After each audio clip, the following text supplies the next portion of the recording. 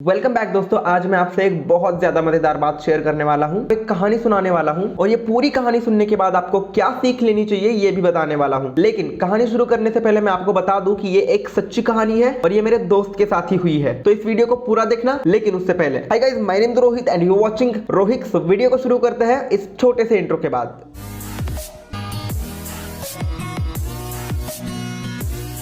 Okay, तो सबसे पहले मैं आपको कहानी सुनाता हूँ। तो मेरा दोस्त है जिसका नाम है विक्की, वो पुणे में रहता है और ऐसे ही पुणे में एक दिन रोड पर चलते हुए उसे एक आदमी मिलता है जिसकी एज करीब 30 से 32 साल होगी। अब वो आदमी विक्की को रोड पर से जाते हुए रोक लेता है और कहता है कि मुझे पैसों की बहुत ज्यादा जरूरत है और मेरे पास ये फोन है जो है Oppo F17 जिसमें 8GB रैम और 128GB इंटरनल स्टोरेज है और मेरे पास इसका ओरिजिनल बिल भी है, तो क्या तुम इसे 5000 रुपए में खरीद सकते हो। अब विक्की के पास 5000 रुपए तो उस टाइम थे, लेकिन विक्की ने सोचा क्यों ना इसका फायदा उठाया जाए। हाँ, ये एक गलत बात है, किसी की मजबूरी का फायदा नहीं उठाना चाहिए, लेकिन उसकी सजा विक्की को आगे मिल जाती है।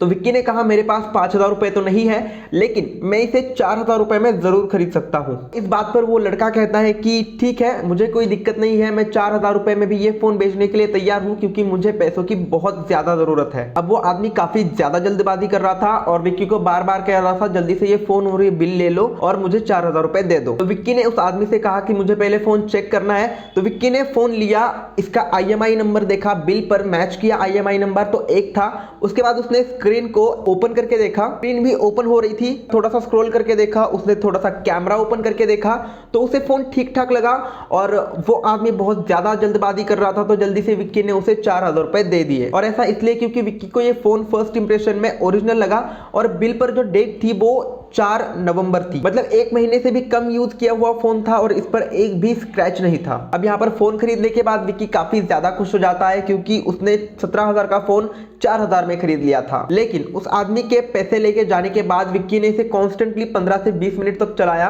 और उसे इसमें कुछ अलग लगा। जैसे ये फोन हैंग होने लगा, इसकी कैमरा इतनी अच्छी दिख नहीं रही थी और तो और इसका जो फिंगरप्रिंट था उसमें भी दिक्कत थी। अब इस कहानी में मेरी एंट्री होती है और विक्की मेरे पास आता है और बोलता है कि मैंने इस 17000 के फोन को 4000 रुपए में खरीदा है। इसमें 8GB रैम और 128GB इंटरनल स्टोरेज है, ये इसका ओरिजिनल बिल है और तुम क्या इसे चेक कर सकते हो। तो मैंने यहाँ पर ऑब्वियसली कहा क्यों नहीं यार, जरूर चेक कर सकता हूँ। तो उसने मुझे ये फोन दिया और पहली नजर में, मतलब सिर्फ ऐसे देखने से मुझे ये फोन काफी अच्छा लगा, लेकिन देखने के बाद, इस फोन को ओपन करने के बाद, कुछ देर चलाने के बाद मुझे पता चल गया कि ये एक क्लोन फोन है। अब यहाँ पर ये कहानी तो खत्म हो जाती है, लेकिन मैं आगे इस वीडियो में आपको बताऊंगा कि मैंने इस फोन को कैसे चेक किया। सबसे पहले मैंने इस फोन में, मतलब Oppo F17 के क्लोन में कैमरा को ओपन किया और उसके बाद इसे कंपेयर किया Realme Narzo 30A के कैमरा से। यहाँ पर आप देख सकते हो कि इसमें कैसा रिजल्ट आ रहा है। इवन इसमें आपको क्वाड कैमरा सेटअप देखने के लिए मिल जाता है, लेकिन यहाँ पर सिर्फ और सिर्फ आप एक ही कैमरा यूज कर सकते हो जो कि एक बहुत ही ज्यादा लो क्वालिटी का कैमरा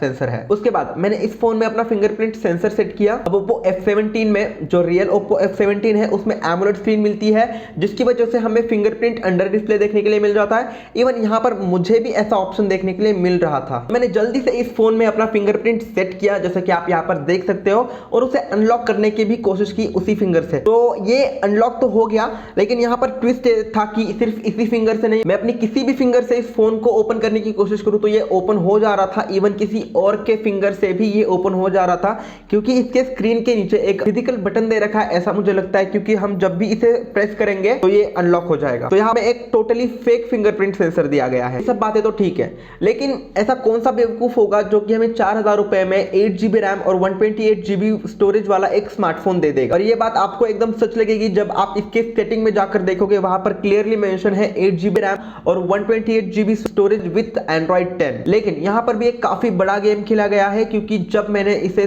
थर्ड पार्टी ऐप के थ्रू, इसका नाम है माई फोन इन्फो, जिसमें मुझे दिखाया जा रहा था कि इसमें सिर्फ हमें 4GB इंटरनल स्टोरेज मिलती है, जिसमें से हम सिर्फ 1.7GB यूज कर सकते हैं और 716GB की रैम मिलती है, 716 MB की रैम मिलती है। तो आप ये सोचोगे कि ये सेटिंग में 128GB इंटरनल स्टोरेज कैसे दिखा रहे हैं, इवन इसमें सिर्फ और सिर्फ 4GB इंटरनल स्टोरेज है।